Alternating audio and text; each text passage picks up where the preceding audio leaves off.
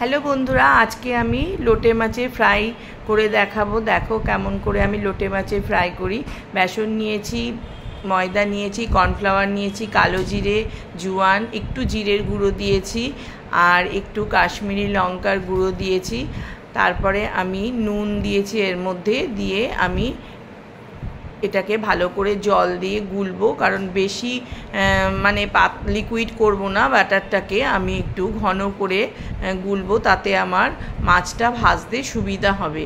দেখো এইভাবে আমি ঘন করে ব্যাটারটা গুলে নিয়েছি। তারপরে আমি এর মধ্যে একটু অয়েল দেব। অয়েলটা দিলে আর একটু বেশি সফট হবে খেতে, আর ক্রিপসি টাইপের খেতে লাগবে।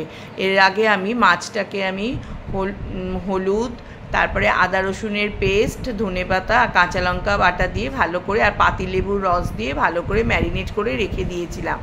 এবার ভালো করে মাছগুলো এর ব্যাটারের মধ্যে ডুবিয়ে আমি তেলের মধ্যে ভাজছি। দেখো এইভাবে তেলের মধ্যে আস্তে আস্তে করে দেব, দিয়ে ভেজে নেব।